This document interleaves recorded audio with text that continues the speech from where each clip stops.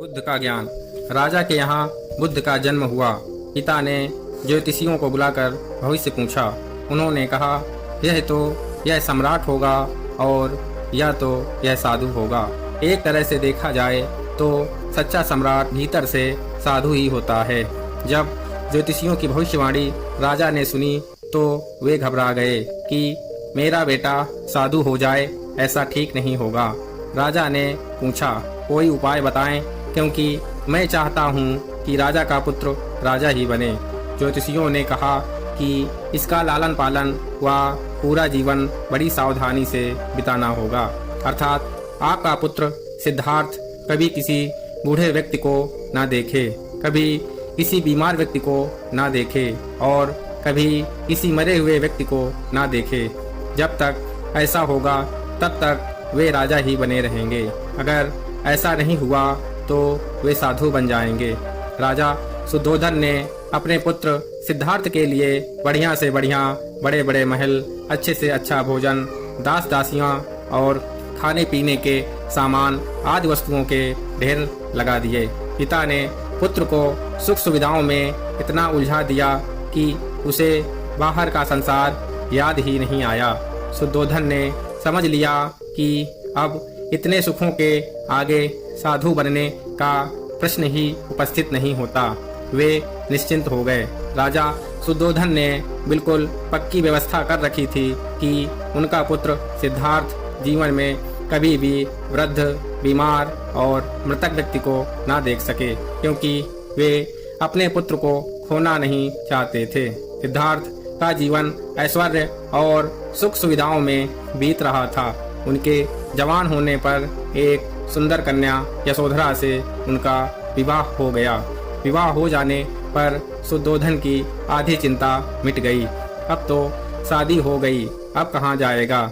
अब तो मेरा पुत्र बंधन में बंध गया है, अब उसके कहीं जाने का सवाल ही नहीं उठता। 1 वर्ष बाद बेटे का भी जन्म हो गया। उसका नाम राहुल रखा गया।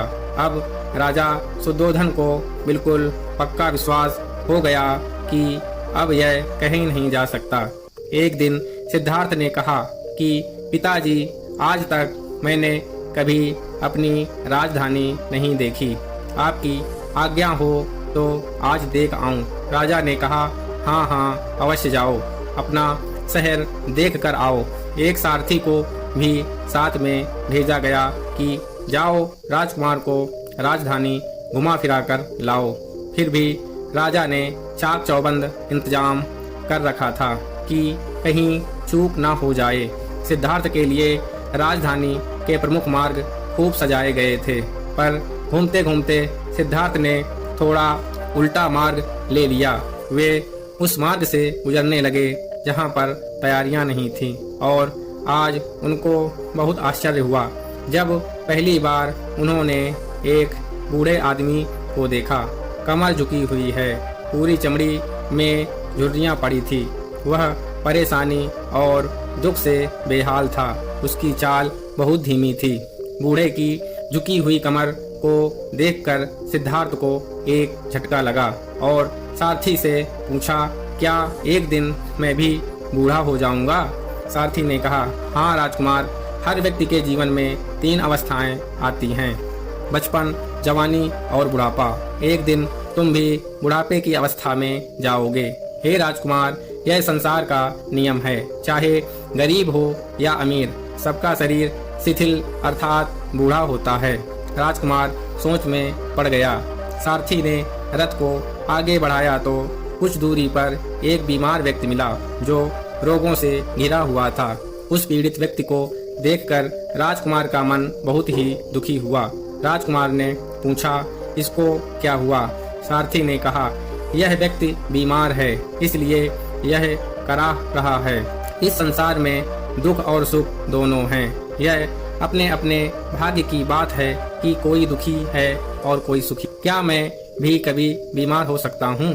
सारथी ने कहा, आप यह विचार अभी छोड़ दें, समय बड़ा बलवान होता है। ये सारी बातें कर्मों पर निर्भर करती हैं। चाहे राजा हो या रंक, सुख दुख सब पर आते हैं। अगर शरीर में कोई रोग आना है तो वह आएगा। यह सब सुनकर राजकुमार सोच में पड़ गया। सारथी ने रथ को कुछ आगे बढ़ाया तो सामने से 4 कंधों के ऊपर एक अर्थी जाते हुए देखा। राजकुमार ने ऐसा पहली बार देखा था। उसने सारथी से पूछा, यह क्या है? यह आदमी मर गया है या मुर्दा है? जो व्यक्ति मर जाता है उसको बांधकर शमशान भूमि में ले जाते हैं, फिर वहां पर उसे जला दिया जाता है। राजकुमार ने कहा, क्या सबको मरना पड़ता है? हाँ, सबको मरना पड़ता है। यह मृत्युलोक है। जो जन्म लेता है उसे कभी ना कभी अवश्य ही मरना पड़ता है। तो इसका मतलब यह हुआ कि ठीक इसी तरह से एक दिन मुझे भी मरना होगा। मेरी देह भी मुर्दा होगी और मुझको भी 4 कंधों पर उठाकर ले जाया जाएगा। मुझको भी ऐसी ही रस्सियों से बांधा जाएगा। मेरे भी आगे पीछे घर के सदस्य रोएंगे, तड़पेंगे और जिस संसार को मैंने इकट्ठा किया है वह सारा का सारा मुझसे छूट जाएगा। इसका मतलब यह हुआ कि क्या एक दिन मैं भी मर जाऊंगा? एक दिन यशोधरा भी मर जाएगी? क्या एक दिन मेरा राहुल भी मर जाएगा? सारथी ने कहा, हाँ राजकुमार, एक दिन मैं भी मरूंगा, आप भी मरेंगे, यशोधरा भी मरेगी और राहुल भी मरेगा, क्योंकि यह सब मरने के लिए ही पैदा होते हैं। उस रात सिद्धार्थ सो ना सके। सोचने लगे कि क्या संसार में इतना दुख है, रोग है, बुढ़ापा है और ऐसे में मैं खा पी कर कैसे जी सकता हूँ? नहीं नहीं, ऐसा मुझसे नहीं हो सकता। मुझे खोजना होगा उस तत्व को जो दुख, पीड़ा और शोक से रहित हो, जो भय, भ्रम और भूल से परे हो, जो अनंत आनंद से भरा हो, जिसे पाकर फिर और कुछ पाने की इच्छा ना हो। सिद्धार्थ वैराग्य के शिखर तक पहुंच चुके थे। बस उसी रात को उन्होंने घर छोड़ दिया। सारथी से कहा कि नगर की सीमा से दूर ले चलो। नगर के बाहर पहुंचकर सारथी को लौटा दिया। फिर कई दिनों तक वन में चलते गए। एक घने पीपल के वृक्ष के नीचे आसन लगाकर वे ध्यान में लीन हो गए।